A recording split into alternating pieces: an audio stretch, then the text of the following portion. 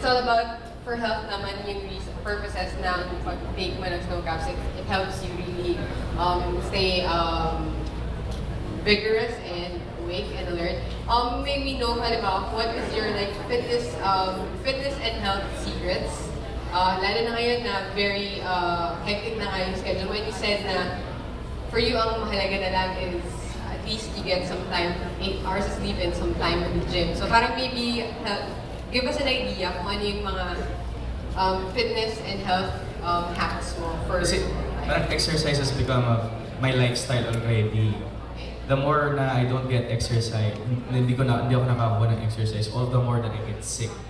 So, I do CrossFit in between weightlifting. Yan ang ano ko sa gym, ang program ko.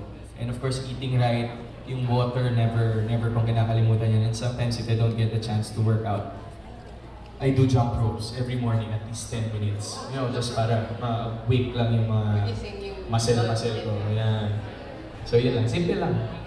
Thank you so much. Thank you. Thank you very much. I know